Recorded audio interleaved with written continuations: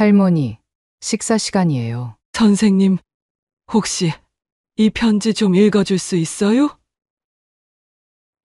내 눈이 잘 안 보여서. 누렇게 바른 종이에는 깨알 같은 글씨가 가득했습니다.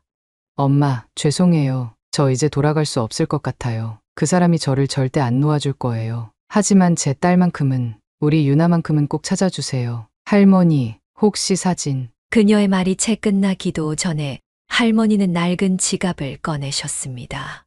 그 안에는 바랜 흑백 사진 한 장이 들어 있었습니다.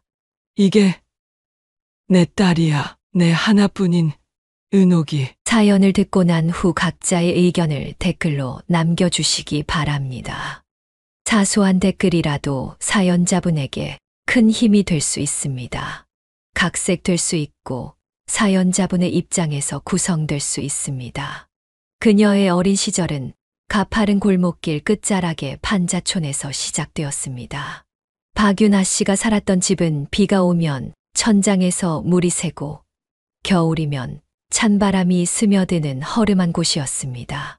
녹슨 함석 지붕 아래에서 보낸 나날들은 그녀의 가슴 한켠에 지울 수 없는 상처로 남았습니다. 그녀의 아버지는 동네에서 주정뱅이로 불리던 사람이었습니다. 술, 담배, 도박 등 손에 닿는 모든 것에 중독된 채 일용직을 전전하며 살았습니다. 술에 취해 들어온 날이면 어김없이 폭력이 시작되었습니다. 줄 가져와. 집구석이 왜 이렇게 썰렁해? 아버지의 고함 소리와 함께 물건이 깨지는 소리가 집 안을 울렸습니다. 그녀의 어머니는 매일 밤 맞아야 했고 박윤아 씨는 이불 속에서 몸을 웅크린 채 어머니의 흐느낌을 들어야 했습니다. 유나야, 엄마가 미안해. 조금만 더 참자. 어머니는 매일 밤 그녀를 꼭 안아주며 속삭였습니다. 동네 사람들은 그들의 가정폭력을 알면서도 무서운 아버지 때문에 누구도 나서지 못했습니다. 어머니는 매일같이 맞으면서도 유나만큼은 지키려 했고 그녀를 위해 아버지의 폭력을 묵묵히 견뎌냈습니다. 이제 우리 유나 학교도 가야 하는데. 어머니는 틈틈이 재봉이를 하며 그녀의 학비를 모았습니다. 밤늦게까지 재봉틀을 돌리는 어머니의 모습은 그녀의 기억 속에 가장 선명한 장면으로 남아 있었습니다. 어머니의 꺾인 어깨와 굽은 허리는 그녀를 위한 희생의 증표였습니다. 아버지가 잠든 후면 어머니는 그녀를 품에 안고 더 나은 미래를 꿈꾸었습니다. 유나야, 우리 나중에 예쁜 집으로 이사 가자. 내가 공부 열심히 해서 선생님도 되고. 어머니의 속삭임은 그녀에게 유일한 희망이었습니다. 하지만 그 꿈은 아버지의 폭력 앞에서 매일 밤 산산조각이 났고 그렇게 그들의 고통스러운 나날은 계속되었습니다. 이제 곧 그녀의 초등학교 입학을 앞둔 시점이었습니다. 어머니는 더욱 열심히 일했고 몰래 돈을 모으기 시작했습니다. 조금만 더 참자. 매일 밤 어머니는 그녀의 머리를 쓰다듬으며 중얼거렸습니다. 그녀는 어머니가 무언가를 계획하고 있다는 것을 알았습니다. 하지만 아직 어린 나이였기에 그것이 무엇인지 정확히 이해하지는 못했습니다. 동네 아주머니들은 가끔 몰래 음식을 가져다 주었고 옷가게를 하는 옆집 아줌마는 새 옷을 훔쳐보듯 건네주었습니다. 하지만 그것도 아버지 몰래여야 했습니다. 아버지는 누군가의 도움을 받는 것조차 허락하지 않았기 때문입니다. 우리 유나, 이제 곧 학교 가겠네. 어머니는 그녀의 입학을 준비하며 작은 희망을 품었습니다. 언젠가는 이 집을 벗어나 새로운 삶을 시작하리라는 희망, 그리고 그녀가 더 나은 삶을 살 수 있기를 바라는 간절한 마음이었습니다. 하지만 그녀도 어머니도 알지 못했습니다. 이 모든 것이 더 큰 비극의 시작이 될 것이라는 것을. 그리고 그들의 삶이 곧 돌이킬 수 없는 방향으로 흘러가게 될 것이라는 것을. 어머니의 희망과는 달리 그 비극은 예고도 없이 찾아왔습니다. 6살이 된 어느 봄날 박윤아 씨는 평소처럼 집 앞 공터에서 시간을 보내고 있었습니다. 민들레 홀씨를 불며 소원을 빌던 그 순간 그녀의 귓가에 아버지의 고함 소리가 들렸습니다. 이게 다 내가 모은 거라고? 내 돈 다 어디 갔어? 그녀는 불안한 마음에 집으로 달려갔습니다. 현관문을 열자마자 보이는 광경에 그녀는 그 자리에 얼어붙고 말았습니다. 아버지가 어머니의 머리채를 잡고 있었고 어머니의 얼굴은 이미 피로 범벅이 된 상태였습니다. 유나야, 나가! 어서 밖으로 나가! 어머니는 마지막 힘을 다해 소리쳤지만 그녀의 다리는 움직이지 않았습니다. 공포에 질린 눈으로 그저 그 자리에 서서 모든 것을 지켜볼 수밖에 없었습니다.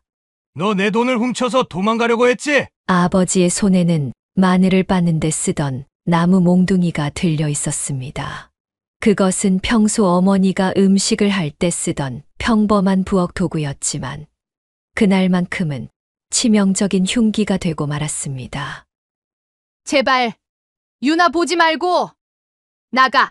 어머니의 마지막 말이었습니다. 아버지의 몽둥이가 어머니의 머리를 내리치는 순간 그녀는 비명도 지르지 못했습니다. 단 한 번의 충격으로 어머니는 그 자리에 쓰러졌고 더 이상 움직이지 않았습니다. 엄마. 떨리는 목소리로 어머니를 부르는 그녀를 보며 아버지는 그제서야 자신이 저지른 일을 깨달은 듯했습니다. 손에서 몽둥이를 떨어뜨린 그는 한동안 멍하니 서 있다가 갑자기 미친 듯이 방 안을 뒤지기 시작했습니다. 이게 다 내 애미 잘못이야. 난 잘못한 거 없어. 내 돈을 훔쳐서 도망가려고 했으니까. 아버지는 계속해서 중얼거렸습니다. 그의 손에는 어머니가 몰래 모아두었던 통장과 현금이 들려 있었습니다. 그녀는 그제서야 어머니가 왜 그토록 열심히 일했는지, 왜 매일 밤 조금만 더 잠자고 했는지 이해할 수 있었습니다. 바닥에 흥건히 고인 붉은 피가 천천히 그녀의 발끝으로 번져왔습니다. 그녀는 그저 그 자리에 서서 모든 것을 지켜보았습니다. 울음도 나오지 않았고 소리도 지르지 못했습니다. 단지 그녀의 작은 가슴 속에서 무언가가 영원히 깨져버리는 소리만이 들렸습니다. 아버지는 계속해서 중얼거렸습니다. 그의 눈빛은 이미 미쳐버린 사람처럼 보였습니다. 잠시 후 그는 갑자기 그녀를 향해 다가왔습니다. 유나야, 엄마가 병원에 가야 해 알겠지? 이건 비밀이야. 그날 밤 그녀의 6살 인생에서 가장 큰 비극이 시작되었습니다. 그리고 그 비극은 그녀의 삶을 영원히 바꿔놓았습니다. 이제 시작된 거짓말과 공포의 나날들은 그녀의 어린 영혼을 조금씩 갉아먹기 시작했습니다. 그날 밤은 유난히도 추웠습니다. 박윤아 씨는 아버지의 낡은 트럭 조수석에 앉아 떨고 있었습니다. 어머니는 뒷자리에 눕혀져 있었고 아버지는 그녀에게 어머니가 많이 아프니 병원에 데려가야 한다고 말했습니다. 유나야, 엄마 많이 아프시니까 조용히 있어야 해. 아버지의 목소리는 떨리고 있었습니다. 그의 손에는 여전히 피가 묻어 있었지만 어둠 속에서는 그저 검은 얼룩처럼 보였습니다. 차는 도시를 벗어나 한적한 산길로 접어들었습니다. 아빠, 여기가 병원이에요? 그녀의 물음에 아버지는 대답하지 않았습니다. 대신 차를 멈추고 그녀에게 말했습니다. 여기서 1부터 100까지 세어봐. 다 세고 나면 아빠가 올게. 근데 엄마는 엄마는 아빠가 데려다 줄게. 넌 여기서 기다려. 그녀는 아버지의 말대로 천천히 숫자를 세기 시작했습니다. 추운 차 안에서 그녀의 작은 입김이 하얗게 피어올랐습니다. 하나, 둘, 셋. 아버지는 뒷자리에서 어머니를 끌어내리고 있었습니다. 그녀는 계속해서 숫자를 세었지만 귀는 뒤에서 들리는 소리에 집중되어 있었습니다. 21, 22, 23. 어머니를 끌고 가는 발자국 소리가 점점 멀어졌습니다. 어둠 속에서 아버지의 모습은 서서히 사라져갔습니다. 마흔하나, 마흔둘, 마흔셋. 달빛만이 그녀의 유일한 빛이었습니다. 차 안은 점점 더 추워졌고 그녀의 작은 몸은 멈추지 않고 떨고 있었습니다. 일흔하나, 일흔둘, 일흔셋. 아버지가 돌아오는 발자국 소리가 들렸습니다. 하지만 이번에는 혼자였습니다. 어머니의 모습은 보이지 않았습니다. 아흔여덟, 아흔아홉백. 숫자를 다 세고 한참이 지나서야 아버지는 다시 운전석에 앉아 있었습니다. 그의 옷에는 흙이 묻어 있었고 숨은 거칠게 몰아쉬고 있었습니다. 아빠, 엄마는요? 엄마는 병원에 계실 거야. 그 순간 그녀는 알았습니다. 어머니가 다시는 돌아오지 않을 것이라는 것을. 차가 다시 움직이기 시작했고 그들은 말없이 집으로 돌아왔습니다. 그날 이후로 그녀는 더 이상 숫자 세는 것을 좋아하지 않게 되었습니다. 1부터 100까지의 숫자는 그녀에게 어머니를 잃은 시간을 의미했고 그 기억은 평생 그녀를 따라다녔습니다. 집으로 돌아오는 길, 그녀는 차창 밖으로 보이는 달을 바라보았습니다. 어머니가 그토록 좋아하던 달빛이 이제는 그녀에게 가장 슬픈 기억으로 남게 되었습니다. 우리 유나 착하지? 이건 비밀이야. 알겠지? 아버지의 말에 그녀는 조용히 고개를 끄덕였습니다. 그날 밤 6살 박유나 씨는 평생 지워지지 않을 트라우마를 안고 집으로 돌아왔습니다. 집으로 돌아온 후 아버지는 완전히 다른 사람이 되었습니다. 박유나 씨가 어린 눈으로 지켜본 그의 모습은 마치 광기에 사로잡힌 것 같았습니다. 아버지는 밤새도록 집안 구석구석을 청소하기 시작했습니다. 다 지워야 해. 흔적을 다 없애야 해. 아버지는 계속해서 중얼거리며 피가 묻은 바닥을 문질렀습니다. 어머니의 흔적이 남아있는 모든 것들을 모아 마당 한켠에서 불태웠습니다.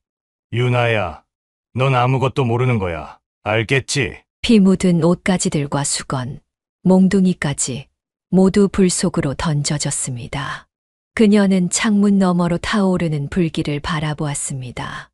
그 속에서 어머니의 마지막 흔적들이 재가 되어 사라져가고 있었습니다. 저기 봐봐. 저 술주정뱅이네 마누라가 도망갔대. 그럴 줄 알았어. 그걸 어떻게 버텨 맨날 저렇게 맞고 살았으니. 이웃들의 수군거림이 들렸습니다. 아버지는 동네 사람들에게 어머니가 다른 남자를 만나 도망갔다고 했습니다. 그리고 그 말을 믿지 않는 사람에게는 무서운 눈빛을 보내며 협박했습니다. 누가 뭐라든 내 엄마는 도망간 거야. 알았지? 아버지는 매일 밤 술에 취해 돌아왔습니다. 취기가 오르면 그는 더욱 폭력적이 되었고 때로는 그녀를 죽일 듯한 눈빛으로 바라보았습니다. 넌 다 알고 있잖아. 술에 취한 아버지의 중얼거림은 그녀에게 공포 그 자체였습니다. 그는 종종 그녀의 목을 조르려는 듯 손을 뻗다가 멈추곤 했습니다. 일주일이 지나고 아버지는 마당에 시멘트를 부었습니다. 불탄 재들 위로 회색빛 시멘트가 덮여갔고 그것은 마치 어머니의 무덤처럼 보였습니다. 이제 완벽해. 누구도 모를 거야. 아버지는 자신의 범죄가 완벽하다고 믿었습니다. 하지만 밤마다 악몽에 시달렸고 그때마다 더 많은 술을 마셨습니다. 그리고 술에 취할 때마다 그녀를 위협적인 눈빛으로 바라보았습니다. 그녀는 매일 밤 이불 속에 숨어 떨었습니다. 아버지가 언제 그녀를 해칠지 모른다는 공포 속에서 살았습니다. 어머니가 그리웠지만 울 수도 없었습니다. 울음소리가 들리면 아버지가 더 화를 낼 것이 분명했기 때문입니다. 유나야, 내 엄마는 도망갔어. 알겠지? 도망간 거야. 아버지는 매일같이 그 말을 반복했습니다. 마치 자신을 세뇌하듯, 그리고 그녀에게도 그 거짓말을 주입하듯 말입니다. 하지만 그녀는 알고 있었습니다. 차가운 겨울밤, 달빛 아래서 영원히 사라진 어머니의 진실을. 봄이 오고 눈이 녹기 시작하면서 숨겨진 진실이 드러나기 시작했습니다.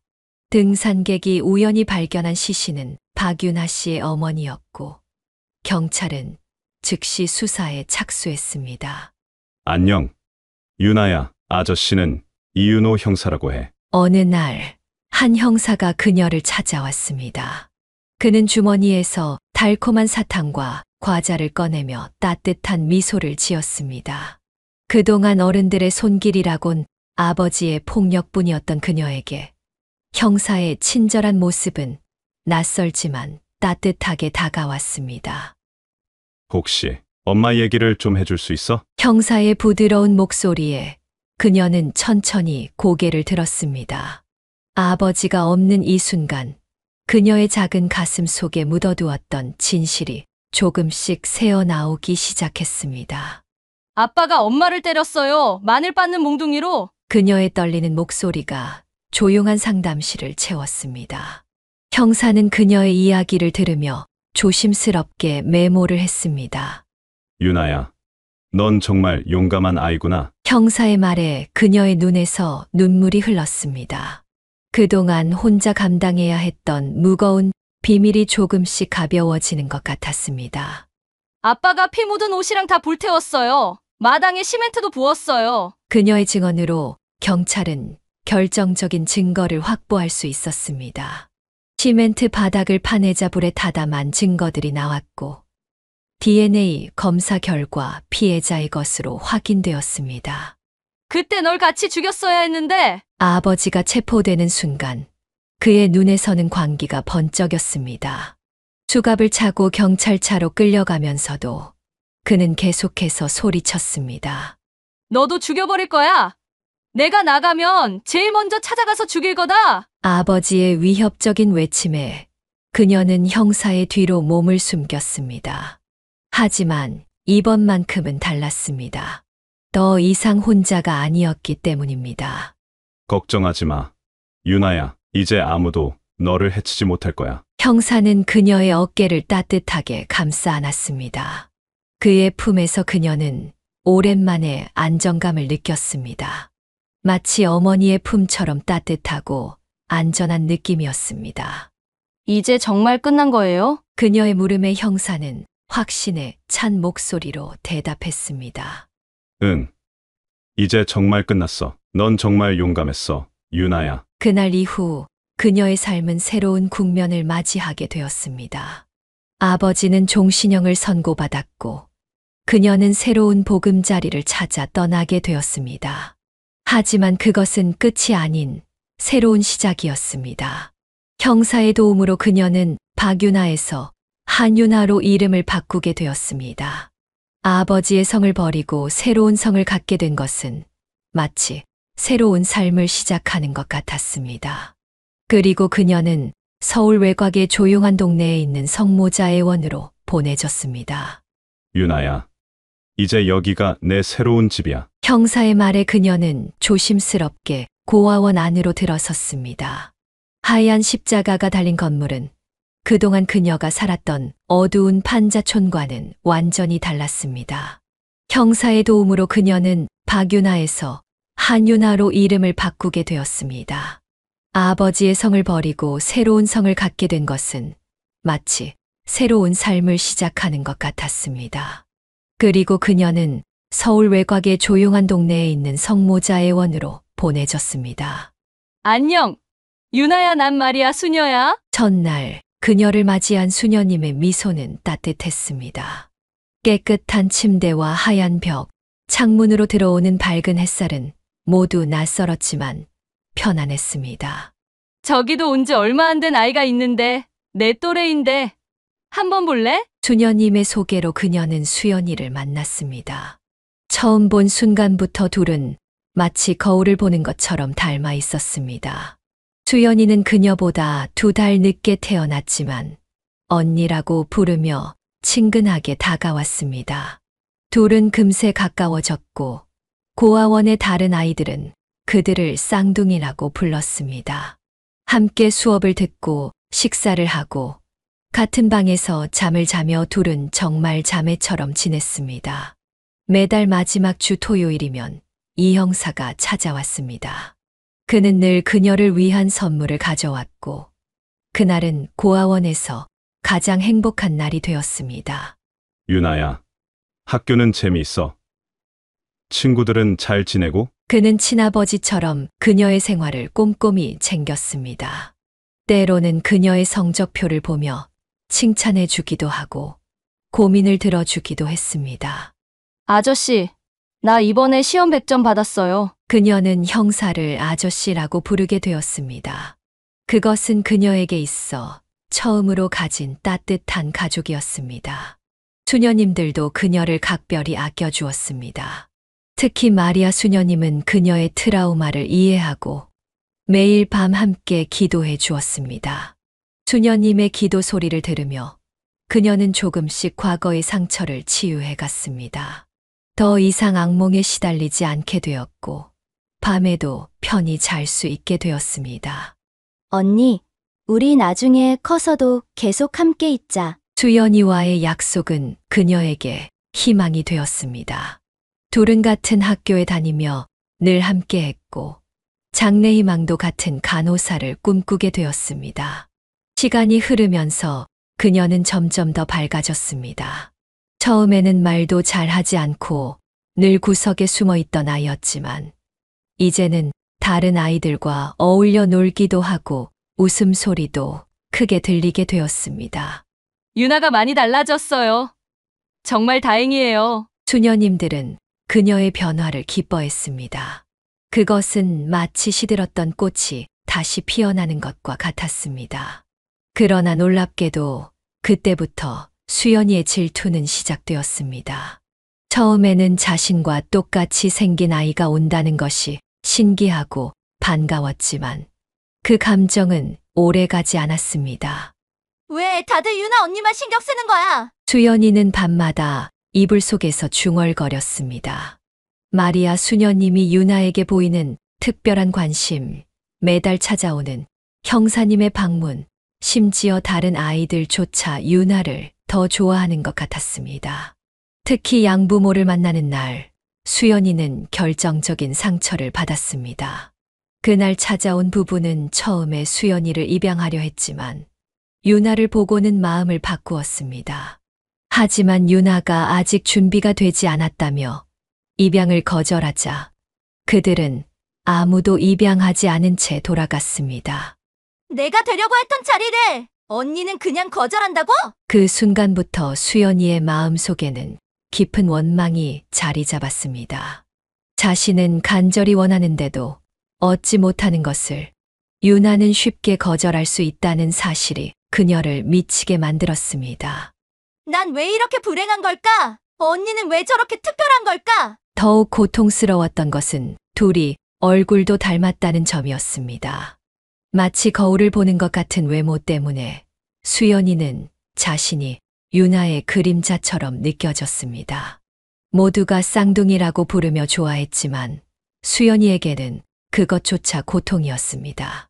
언니가 숨기는 게 있을 거야. 분명히. 수연이는 유나에게 더욱 가까이 다가갔습니다.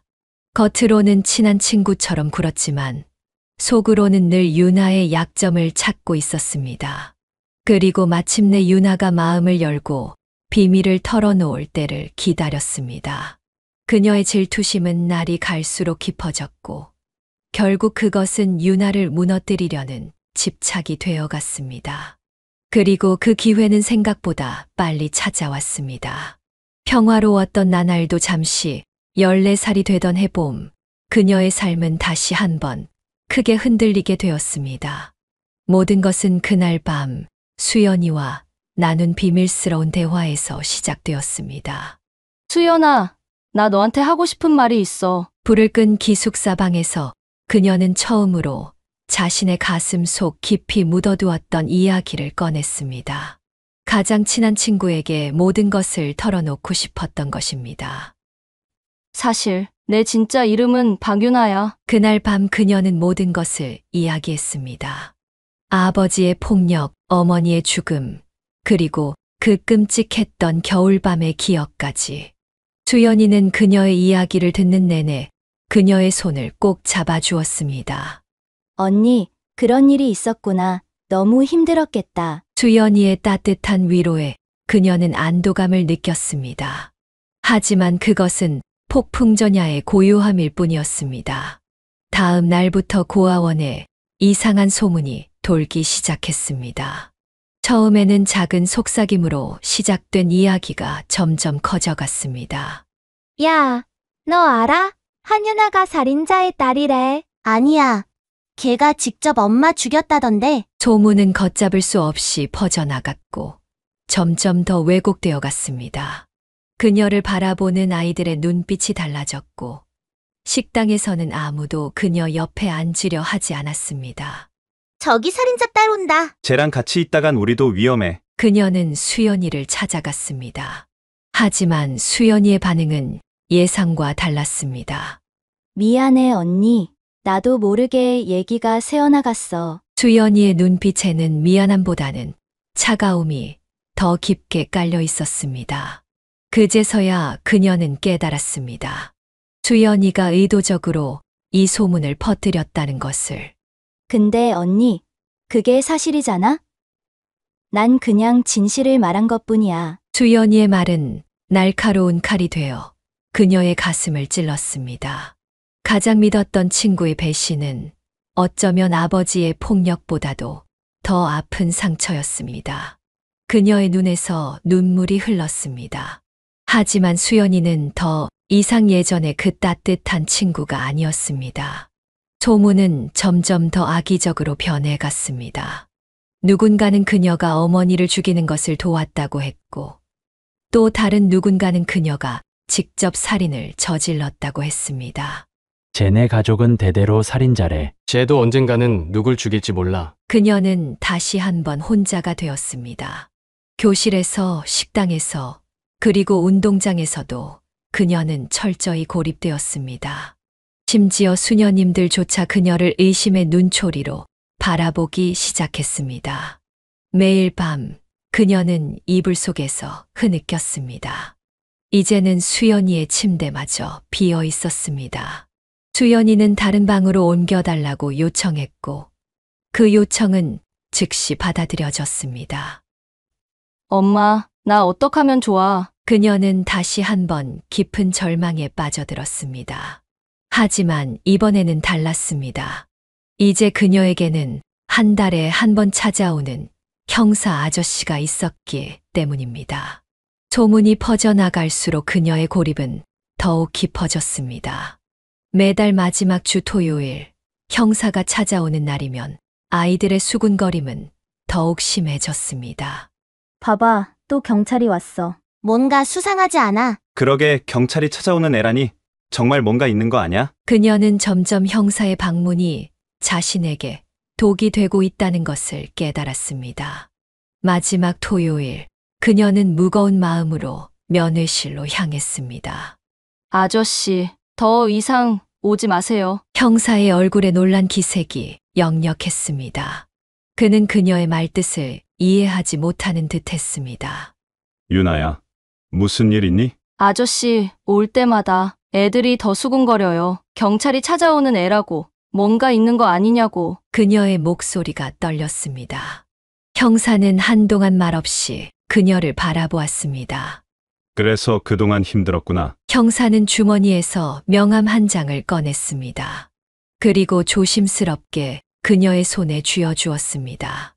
알았어. 내가 더 이상 찾아오지는 않을게. 하지만 이 번호는 꼭 가지고 있어. 언제든 도움이 필요하면 연락해. 형사의 목소리에는 깊은 슬픔이 묻어 있었습니다.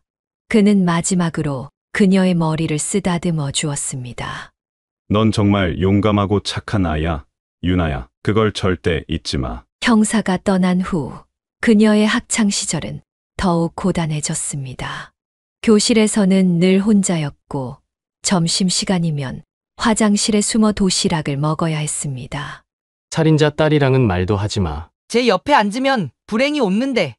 매일같이 들려오는 악의적인 말들에 그녀는 점점 더 움츠러들었습니다. 한때 그녀의 가장 친한 친구였던 수연이는 이제 그녀를 괴롭히는 무리의 중심에 서 있었습니다. 언니, 미안한데 근데 이건 다 언니 네가 자초한 거잖아? 수연이의 냉소적인 말투는 날이 갈수록 더 날카로워졌습니다. 그녀는 이제 형사의 명함만을 꼭 쥐고 잠들었습니다. 그것은 그녀에게 마지막 희망과도 같았습니다. 고등학교에 진학해서도 상황은 나아지지 않았습니다. 오히려 더 악화되었습니다. 소문은 이미 고등학교까지 퍼져 있었고, 새로운 학교에서도 그녀는 살인자의 딸이라는 낙인을 피할 수 없었습니다. 제 소문 들었어? 완전 무서운 애래. 우리 반에 그런 애가 있다니. 매일 밤 그녀는 형사의 명함을 바라보며 전화를 걸까 망설였습니다. 하지만 결국 번호를 누르지 못했습니다. 그녀는 자신이 선택한 고립을 끝까지 견뎌내기로 했습니다. 학창 시절 내내 그녀는 공부에만 매달렸습니다. 그것만이 이 지옥 같은 시간을 버틸 수 있는 유일한 방법이었습니다. 공부를 잘하진 않았지만 밤늦게까지 도서관에 남아 책을 읽었습니다. 그녀는 이제 더 이상 그들의 말에 상처받지 않으려 노력했습니다. 대신 미래를 꿈꾸었습니다. 이곳을 벗어나 새로운 삶을 시작할 수 있는 그날을 위해 그녀는 묵묵히 자신의 길을 걸어갔습니다. 졸업식 날 그녀는 형사의 명함을 태워버렸습니다. 그것은 과거와의 작별을 의미했습니다. 고등학교를 졸업한 이후 작은 회사에 취직한 그녀는 자신만의 삶을 꾸려나갔고 30이 되던 해 운명처럼 준석을 만나게 되었습니다. 저기 이 자리 혹시 비었나요? 카페에서 우연히 시작된 만남이었습니다. 그날따라 카페가 붐볐고 준석은 그녀의 테이블에 앉게 되었습니다. 그렇게 시작된 대화는 늦은 밤까지 이어졌습니다. 한 번 더 만나도 될까요? 준석의 진지한 눈빛에 그녀는 망설임 없이 고개를 끄덕였습니다. 그는 그녀가 만난 남자들과는 달랐습니다. 따뜻하고 진실된 마음이 느껴졌습니다.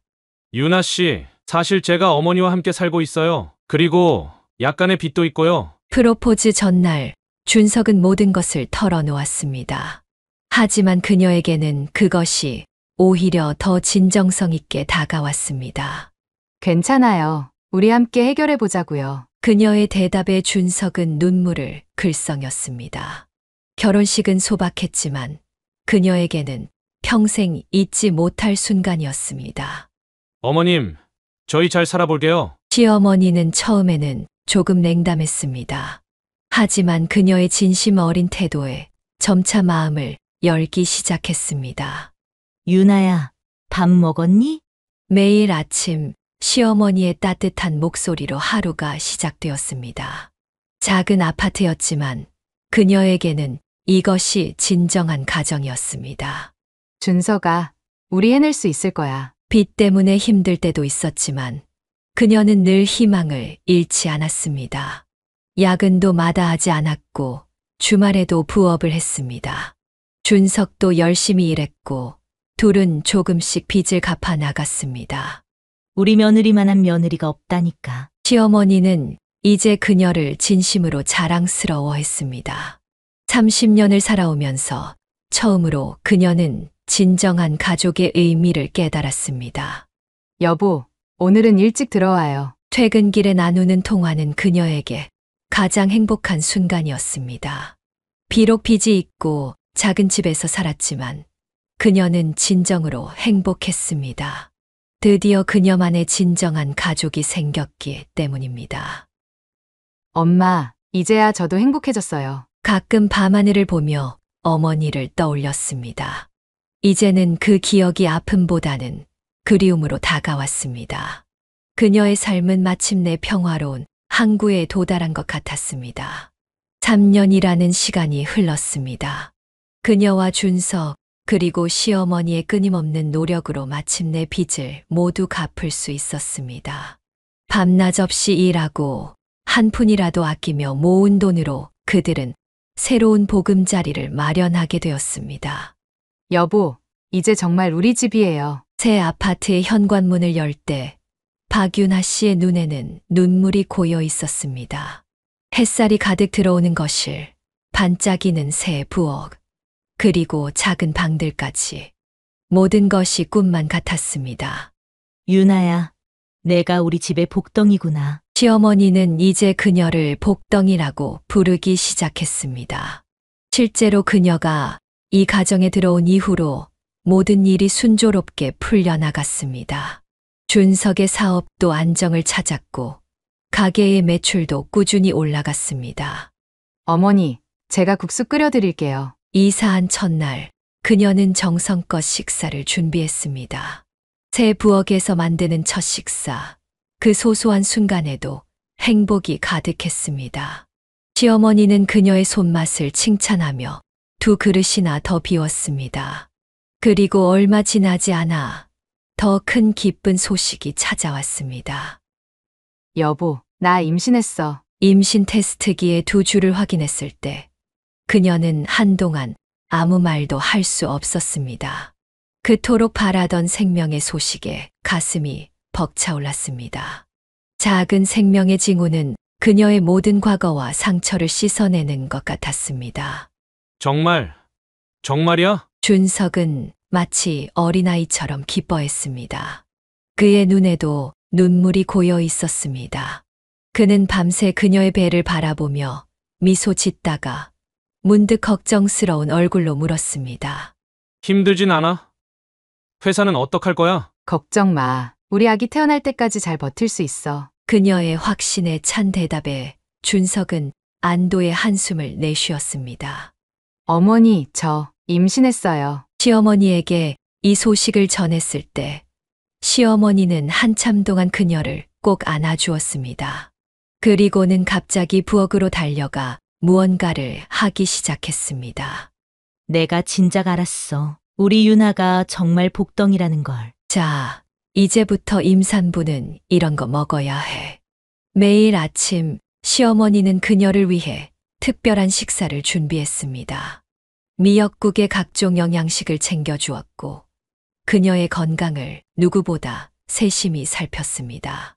출근할 때는 도시락까지 싸주며 그녀와 태아의 건강을 챙겼습니다. 아가야, 이제 조금만 더 있으면 만날 수 있겠구나. 그녀는 자주 자신의 배를 쓰다듬으며 태아와 대화를 나누었습니다.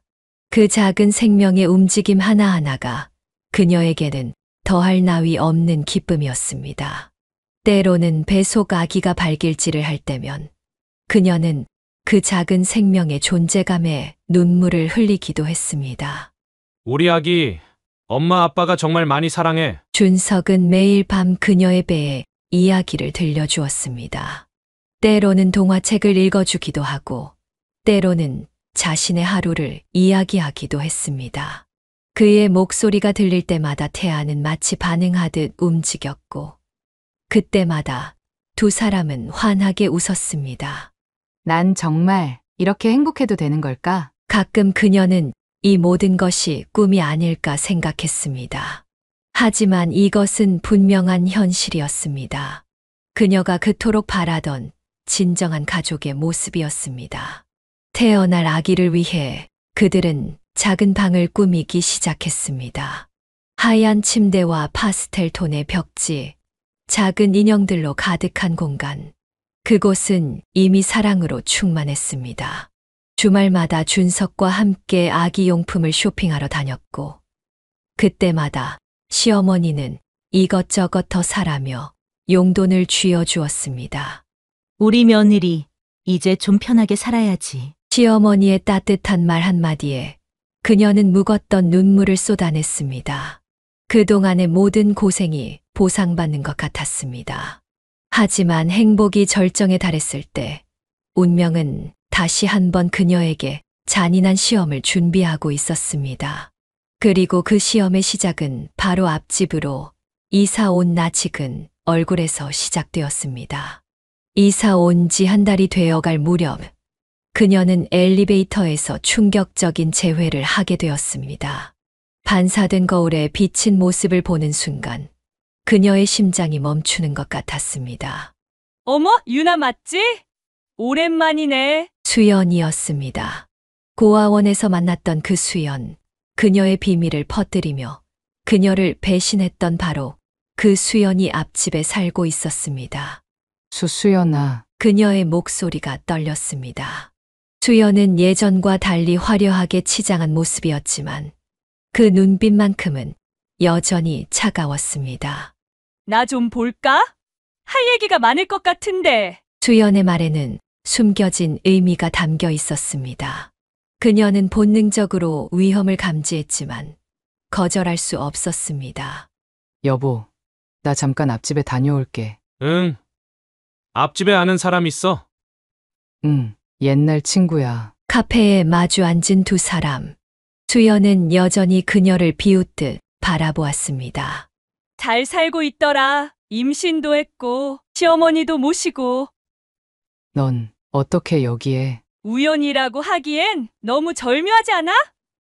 난 그냥 내가 불편해졌으면 해서 일부러 이사 왔어. 수연의 말에 그녀의 얼굴이 창백해졌습니다. 뭘 원하는 거야? 간단하지 않겠어? 매달 100만 원이면 언니 비밀은 계속 비밀로 남을 수 있어. 하지만 난 어떨까? 내 시댁의 살인자의 딸이라는 소문이 퍼진다면? 내 뱃속의 아이는 살인자의 핏줄이라고 하면? 그녀의 손이 떨렸습니다. 겨우 찾은 평화, 이제 막 시작된 새로운 삶이 한순간에 무너질 수 있다는 공포가 엄습했습니다. 시간은 일주일 줄게. 그동안 잘 생각해봐. 수연은 자리에서 일어나며 마지막 한마디를 던졌습니다. 참, 그 돈, 내 남편 가게가 잘 된다며? 충분히 감당할 수 있는 금액 아닐까? 집으로 돌아오는 길, 그녀는 다리에 힘이 풀려 주저앉고 말았습니다. 뱃속의 아기가 불안한 듯 움직였습니다. 괜찮아, 괜찮아. 엄마가 지켜줄게. 하지만 그녀도 알고 있었습니다. 아무것도 괜찮지 않다는 것을. 이제 그녀는 선택을 해야 했습니다. 과거의 비밀을 지키기 위해 수연의 요구를 들어줄 것인지, 아니면 모든 것을 남편에게 고백할 것인지.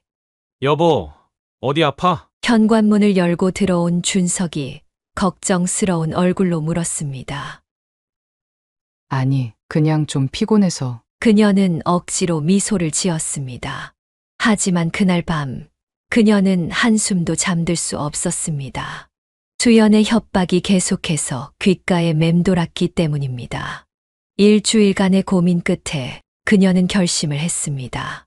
더 이상 도망치지 않기로, 그리고 모든 진실을 밝히기로 마음먹었습니다. 여보, 그리고 어머님, 제가 드릴 말씀이 있어요. 저녁 식사가 끝난 후 그녀는 떨리는 목소리로 입을 열었습니다. 사실 내 본명은 박윤아야. 준석과 시어머니의 표정이 굳어졌습니다. 그녀는 천천히 하나하나 과거의 이야기를 풀어냈습니다. 어린 시절의 비극적인 사건, 아버지의 폭력, 그리고 어머니의 죽음까지. 그래서 지금 앞집에 사는 수연이가 나를 협박하고 있어. 이야기를 마치자 거실에는 무거운 침묵이 내려앉았습니다. 준석은 한동안 아무 말도 하지 못했고 시어머니는 그저 한숨만 내쉬었습니다. 그럼 지금까지 다 거짓말이었던 거야? 준석의 목소리에는 배신감이 가득했습니다. 아니야, 난 정말 진심이었어. 다만 뭐? 살인자의 딸이라는 걸 숨기고 싶었다고? 그게 내 진심이었어? 준석이 자리에서 벌떡 일어났습니다. 그의 눈에는 분노와 실망감이 가득했습니다. 어머님, 시어머니는 그녀를 바라보지도 않았습니다. 대신 중얼거리듯 말했습니다. 이런 며느리를 들인 내가 잘못이지. 그날 이후 집안의 분위기는 완전히 바뀌었습니다. 아침 식사 시간에 따뜻한 대화는 사라졌고 대신 무거운 침묵만이 남았습니다. 여보, 내 마음은 변한 게 없어. 그래. 근데 난 내가 어떤 사람인지 아직도 헷갈린다. 준석은 이제 그녀의 눈을 똑바로 보지 않았습니다. 퇴근 후에는 곧장 방으로 들어가 버렸고 주말에도 그녀를 피했습니다. 시어머니는 더욱 냉담했습니다. 한때 복덩이라고 불렀던 그녀를 이제는 그 애라고 부르며 마주치지 않으려 애썼습니다. 어머님이 끓여주시던 미역국, 임신한 그녀를 위해 매일 아침 끓여주던 미역국도 더 이상 식탁에 오르지 않았습니다. 대신 차가운 시선과 한숨만이 그녀를 향했습니다. 뱃속의 아기는 그녀의 불안을 느끼기라도 하듯 평소보다 더 자주 움직였습니다. 그녀는 배를 쓰다듬으며 속으로 중얼거렸습니다. 미안해. 엄마가 미안해. 진실을 밝힌 것이 과연 옳은 선택이었을까? 하루하루가 지날수록 그녀의 마음속 의문은 더욱 깊어갔습니다. 하지만 이제 돌이킬 수는 없었습니다. 충격적인 진실은 예고 없이 찾아왔습니다. 그날도 평소처럼 병원에 정기검진을 다녀오던 길이었습니다. 여보, 검진 잘 마쳤어? 남편의 문자를 받고 기쁜 마음에 깜짝 선물을 사들고 남편의 가게로 향했습니다. 하지만 그곳에서 그녀는 예상치 못한 광경을 목격하게 되었습니다. 가게 안쪽 테이블에서 준석과 수연이 다정하게 이야기를 나누고 있었습니다. 두 사람의 손이 테이블 위에서 맞닿아 있었고 수연은 준석의 귓가에 속삭이며 웃고 있었습니다. 여보, 그녀의 손에서 선물 봉투가 떨어졌습니다. 그 소리에 준석과 수연이 동시에 고개를 돌렸습니다. 어머! 언니 이런 데서 만나네? 수연의 목소리에는 승리의 기쁨이 묻어 있었습니다. 준석의 얼굴은 창백해졌습니다. 유나야, 이건 그 순간 그녀의 세상이 무너져 내렸습니다. 배에서 극심한 통증이 일었고 다리 사이로 뜨거운 것이 흘러내리는 것을 느꼈습니다. 아, 아기야. 그녀는 그 자리에서 쓰러졌습니다. 희미해지는 의식 속에서 마지막으로 들은 것은 수연의 차가운 웃음소리였습니다.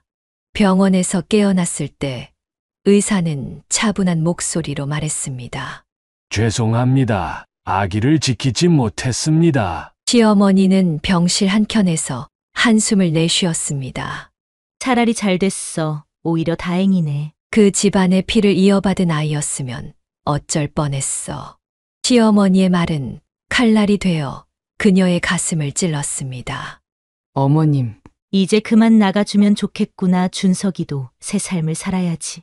준석은 병실 밖에서 수연과 이야기를 나누고 있었습니다. 유리창 너머로 보이는 두 사람의 모습이 그녀의 눈에 각인되었습니다. 미안해. 엄마가 지키지 못해서. 그녀의 눈에서 눈물이 흘렀습니다. 차가운 병실에서 그녀는 완전히 혼자가 되었습니다. 이중의 배신으로 그녀의 꿈은 산산조각이 났고 그토록 바라던 가족의 희망도 함께 사라졌습니다. 시어머니는 이미 그녀의 짐을 정리하고 있었습니다. 그녀가 누워있는 병실 한켠에 놓인 가방은 마치 그녀의 운명처럼 쓸쓸해 보였습니다. 오늘 저녁까지만 있다가 나가라. 위자료는 보내줄 테니. 시어머니의 마지막 말은 그토록 그리던 가족의 끝에 알리는 종소리였습니다. 그녀는 이제 다시 한번 모든 것을 잃었습니다. 이혼 후 한동안 그녀는 작은 원룸에서 혼자만의 시간을 보냈습니다. 모든 것을 잃은 그녀에게 남은 것은 깊은 상실감뿐이었습니다. 아직도 움직이기가 힘드시네요. 이렇게 하면 좀 나으실 거예요. 병실에서 매일 그녀를 돌봐주던 요양보호사의 따뜻한 목소리가 귓가에 맴돌았습니다. 유산 후 그녀를 가장 많이 위로해준 사람도 선희 씨였습니다. 박윤아 씨, 혹시 요양보호사에 관심 있으세요? 퇴원하던 날, 선희 씨가 건넨 한마디가 그녀의 인생을 바꾸어 놓았습니다. 사람들의 마음을 어루만지는 일이에요. 당신같이 상처가 있는 사람이 오히려 더 잘할 수 있어요. 그렇게 그녀는 요양보호사 교육원에 등록했습니다. 매일 아침 일찍 일어나 수업을 들었고 밤늦게까지 실습 준비를 했습니다. 어르신, 제가 부축해 드릴게요. 처음 실습을 나갔을 때 그녀의 손길을 받은 할머니가 환하게 웃었습니다. 아가씨 손길이 참 따뜻하구나. 그 말 한마디에 그녀의 얼어붙었던 마음이 조금씩 녹아내리기 시작했습니다. 자격증을 따고 병원에 취직한 그녀는 점차 새로운 삶의 의미를 찾아갔습니다. 매일 아침 어르신들의 얼굴을 마주하는 것이 그녀의 새로운 일과가 되었습니다. 선생님, 우리 영자 할머니가 오늘도 선생님 기다리셨대요. 동료들의 말처럼 그녀를 기다리는 어르신들이 하나둘 늘어갔습니다. 특히 영자 할머니는 그녀를 친딸처럼 따랐습니다. 선생님이 오늘 또 왔네요. 영자 할머니의 주름진 손을 잡을 때면 그녀는 문득 자신의 어머니를 떠올렸습니다. 이제는 그 기억이 전처럼 아프지만은 않았습니다. 할머니, 오늘은 제가 머리 손질도 해드릴게요. 일하면서 그녀는 점점 더 많은 것을 배웠습니다. 어르신들의 이야기를 들으며 삶의 지혜를 얻었고 그들의 눈빛에서 따뜻함을 느꼈습니다. 동료들은 그녀의 변화를 알아챘습니다. 처음에는 슬픔에 잠겨 있던 그녀의 눈빛이 이제는 조금씩 밝아지고 있었습니다. 네, 이곳에서 일하면서 많이 치유가 된 것 같아요. 그녀는 진심으로 대답했습니다. 어르신들을 돌보면서 오히려 그녀 자신이 위로를 받고 있었습니다. 깊은 상처로 얼룩졌던 그녀의 마음이 조금씩 회복되어 갔습니다. 그날도 평소처럼 병원에서 일상적인 하루가 시작되었습니다. 새로 입소하신 정미숙 할머니의 방을 찾은 그녀는 할머니가 오래된 편지를 들여다보고 계신 것을 발견했습니다. 할머니, 식사 시간이에요. 선생님, 혹시 이 편지 좀 읽어줄 수 있어요? 내 눈이 잘 안 보여서. 그녀는 할머니 곁에 앉아 조심스럽게 편지를 펼쳤습니다. 누렇게 바른 종이에는 깨알 같은 글씨가 가득했습니다. 엄마, 죄송해요. 저 이제 돌아갈 수 없을 것 같아요. 그 사람이 저를 절대 안 놓아줄 거예요. 하지만 제 딸만큼은, 우리 유나만큼은 꼭 찾아주세요. 그녀의 손이 떨리기 시작했습니다. 편지 속 유나라는 이름에 그녀의 심장이 멈춘 듯 했습니다. 할머니, 혹시 사진? 그녀의 말이 채 끝나기도 전에 할머니는 낡은 지갑을 꺼내셨습니다. 그 안에는 바랜 흑백 사진 한 장이 들어 있었습니다. 이게 내 딸이야. 내 하나뿐인 은옥이. 사진 속 여인은 분명 그녀의 어머니였습니다. 그녀가 간직하고 있던 유일한 기억과 똑같은 모습이었습니다. 할머니, 목이 메어 더 이상 말을 잇지 못했습니다. 눈물이 하나둘 떨어져 편지를 적셨습니다. 아가, 왜 웃니? 저는 박유나입니다. 저희 어머니 이름도 은옥이에요. 이은옥. 순간 할머니의 눈이 커졌습니다. 떨리는 손으로 그녀의 얼굴을 매만지셨습니다. 내가 우리 유나냐? 우리 은옥이가 그렇게 찾던 유나? 할머니의 눈에서도 눈물이 흘러내렸습니다. 그녀를 꼭 끌어안은 할머니는 오열하기 시작했습니다. 내 손녀가 정말 맞아? 은옥이 딸이 만나고. 할머니, 어머니는 돌아가셨어요. 그녀는 어머니의 마지막 순간을 이야기했습니다. 그동안 혼자 간직해왔던 아픈 기억들을 모두 털어놓았습니다. 그 짐승 같은 놈이 내 딸을, 우리 은옥이를. 할머니의 슬픔은 깊었지만 손녀를 찾은 기쁨은 그보다 더 컸습니다. 이제 우리 유나가 내 곁에 있구나. 그날 이후로 할머니의 방은 그녀의 새로운 안식처가 되었습니다. 근무 시간이 끝나도 그녀는 할머니 곁을 떠나지 않았습니다. 할머니는 그녀에게 어머니의 어린 시절 이야기를 들려주었고 그동안 얼마나 그들을 찾아 헤맸는지를 이야기해 주었습니다. 내 어머니가 그 사람한테 끌려갈 때 내가 막지 못했어. 할머니, 이제 제가 있잖아요. 서로를 붙잡은 두 사람의 손에는 30년의 시간이 녹아 있었습니다. 잃어버렸던 가족을 다시 찾은 그들의 눈에는 새로운 희망이 빛나고 있었습니다. 우리 유나, 이제 할머니가 다 보상해 줄게. 그렇게 그녀는 운명처럼 자신의 뿌리를 찾았습니다. 그리고 이것은 새로운 시작에 불과했습니다. 할머니의 뒤에는 그녀가 미처 알지 못했던 더 큰 가족이 기다리고 있었기 때문입니다. 유전자 검사 결과를 기다리는 일주일은 그녀에게 마치 1년처럼 느껴졌습니다. 비록 할머니와 그녀는 서로를 알아보았지만 모든 것을 확실히 하고 싶었습니다. 유나야, 결과가 나왔어. 할머니의 떨리는 목소리를 들으며 그녀는 검사 결과지를 펼쳤습니다. 그들은 정말 친손녀와 할머니였습니다. 이제 내 할아버지와 이모를 만날 시간이구나. 할머니의 말대로 주말, 그녀는 강남의 한 호텔 레스토랑으로 향했습니다. 그곳에서 그녀를 기다리고 있는 건 생각보다 더 큰 가족이었습니다. 우리 유나 정말 은옥이를 쏙 빼닮았구나. 할아버지는 그녀를 보자마자 눈물을 보이셨습니다.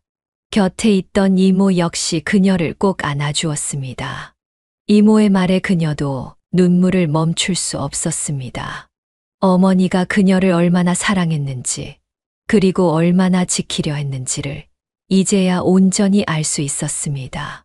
이제부터 우리가 내 가족이야. 더 이상 혼자가 아니란다. 할아버지의 말씀은 단순한 위로가 아닌 약속이었습니다. 그들은 그녀에게 새 아파트를 마련해 주었고 회사의 자리도 준비했습니다. 하지만 저는 병원 일을 계속하고 싶어요. 그녀의 말에 가족들은 잠시 놀랐지만 이내 그녀의 뜻을 존중해 주었습니다. 오히려 할아버지는 그녀의 선택을 더욱 자랑스러워 하셨습니다. 내가 하고 싶은 대로 하렴. 우리는 내 곁에서 지켜보며 응원할게. 주말이면 할머니와 할아버지, 댁에서 가족들이 모였습니다. 이모는 그녀에게 어머니의 젊은 시절 이야기를 들려주었고, 할아버지는 손녀를 자랑스러워하며 회사 동료들에게 자랑하기 바빴습니다. 우리 유나가 얼마나 착하고 성실한지 몰라. 가족들은 그녀의 과거에 대해서도 알게 되었습니다. 하지만 그들은 그녀를 판단하지 않았고, 오히려 더 큰 사랑으로 감싸주었습니다. 이모부는 그녀에게 법적 조언을 해주었고, 할아버지는 그녀의 미래를 위해 신탁을 설정해 주었습니다. 그녀는 처음으로 진정한 가족의 따뜻함을 느꼈습니다. 어머니, 저 이제 정말 행복해요. 매일 밤 그녀는 어머니의 사진을 보며 이야기를 나누었습니다. 이제는 그 시간이 슬픔이 아닌 감사함으로 가득했습니다. 가족들은 그녀를 위해 30년의 생일 파티를 준비했습니다. 그동안 챙기지 못했던 모든 생일을 한 번에 축하한다며 30개의 촛불이 꽂힌 케이크를 준비했습니다. 이제는 내 생일마다 이렇게 다 함께 모일 수 있겠구나. 할머니의 말씀에 모두가 눈시울을 붉혔습니다. 그녀는 이제 더 이상 외롭지 않았습니다. 진정한 가족을 찾았고 그들과 함께 새로운 추억을 만들어갈 수 있었습니다. 하지만 평화로운 나날도 잠시 그녀의 과거가 다시 한번 그녀를 찾아왔습니다. 이번에는 전혀 예상치 못한 모습으로. 그리고 그 모습은 그녀의 새로운 삶마저 위협하려 했습니다. 그러던 어느 날 병원에서 퇴근하던 길이었습니다. 그녀 앞에 준석이 나타났습니다. 깔끔한 정장 차림이었지만 그의 눈빛은 초조해 보였습니다. 유나야, 잠깐 시간 좀 될까? 그녀는 차갑게 대답했습니다. 할 말 없을 텐데. 미안해. 내가 정말 큰 실수를 했어. 준석은 그녀의 팔을 잡으려 했지만 그녀는 재빨리 피했습니다. 실수? 내 과거를 알고도 그 여자랑 바람 피운 게 실수야? 그건 그땐 내가 미쳤었나 봐. 수연이가 널 협박한다는 것도 몰랐어. 준석의 목소리가 떨렸습니다. 이제 와서 왜? 설마 그녀는 비웃듯 말했습니다. 내가 가족들을 찾았다는 거 알고 왔어? 준석의 얼굴이 굳었습니다. 아니야, 그게 아니라. 거짓말 마. 내 눈빛을 보면 다 알아. 그녀의 날카로운 지적에 준석은 고개를 숙였습니다. 수연이랑은 완전히 끝났어. 걔가 얼마나 나쁜 여자인지 이제야 알았어. 그래서 이제 와서 뭘 어쩌자고? 다시 시작하면 안 될까? 이번엔 정말 잘할게. 준석의 말에 그녀는 차갑게 웃었습니다. 너 내가 유산했을 때 뭐라고 했는지 기억나? 그건 우리 아이가 살인자의 피를 물려받지 않아서 다행이래. 그때 내 말 기억나? 준석의 얼굴이 창백해졌습니다. 미안해. 그땐 내가 이제 와서 미안하다고? 돈이 보이니까 이제 살인자의 딸도 괜찮아진 거야? 그녀의 말에 준석은 대답하지 못했습니다.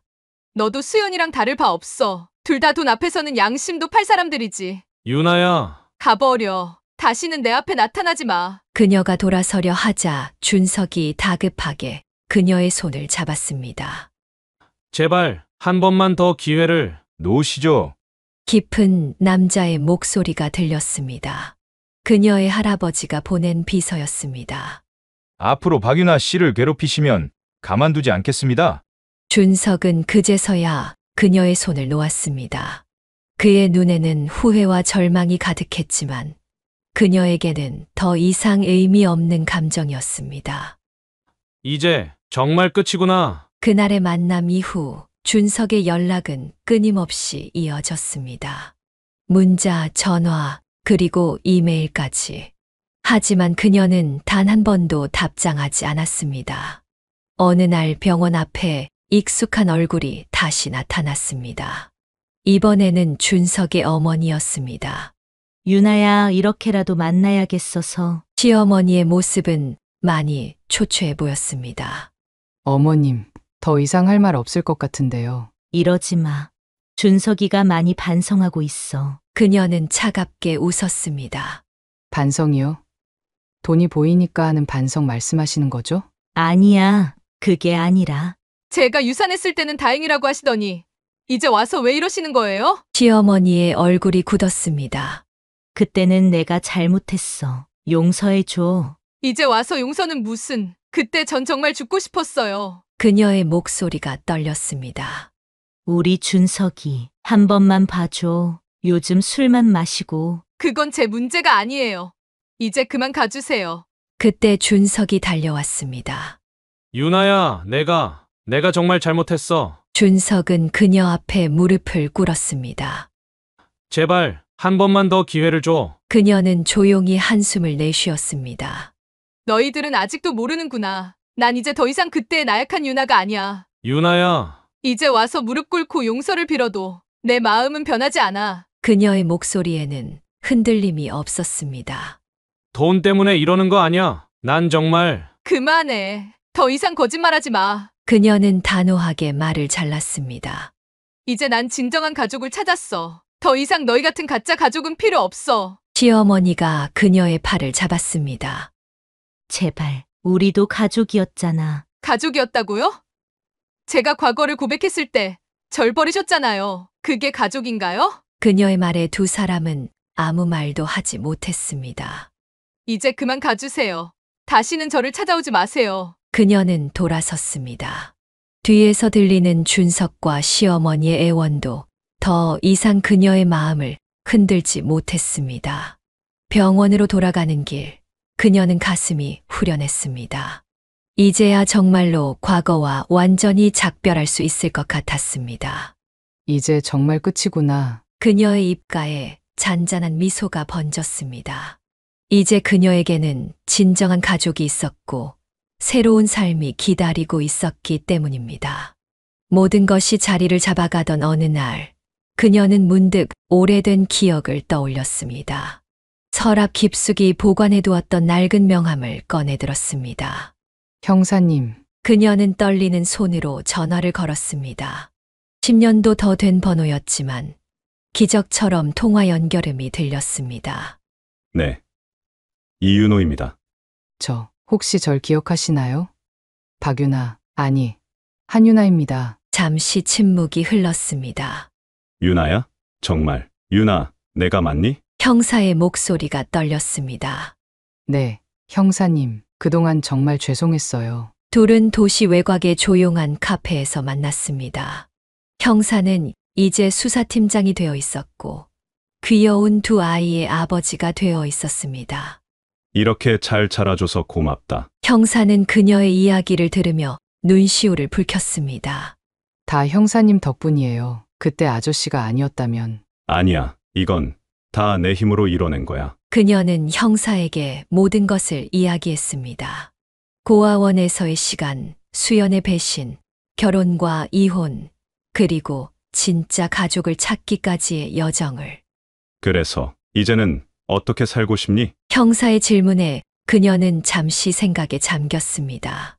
저도 형사님처럼 누군가의 희망이 되고 싶어요. 병원에서 일하면서 많이 배웠거든요. 내가 이런 선택을 하다니 정말 자랑스럽구나. 봄바람이 불어오는 창가에서 그들은 오랫동안 이야기를 나누었습니다. 그녀의 어머니 이야기, 형사의 가족 이야기, 그리고 서로가 걸어온 시간들. 유나야, 네. 어머니가 정말 자랑스러워 하실 거야. 형사의 말에 그녀는 미소를 지었습니다. 이제 그녀는 알고 있었습니다. 진정한 행복은 과거의 상처를 딛고 일어나 앞으로 나아가는 것에 있다는 것을. 그렇게 박윤아 씨의 이야기는 새로운 희망을 향해 나아갔습니다. 그녀가 받은 상처는 이제 다른 이들을 이해하고 공감하는 따뜻한 마음이 되어 조용히 세상에 작은 빛을 비추게 될 것입니다. 사연을 듣고 댓글을 남겨주시기 바랍니다. 사소한 의견일지라도 사연자분에게는 큰 힘이 됩니다. 노골적인 악성 댓글은 사연자분에게 상처가 될 수 있으니 삼가주시기 바랍니다.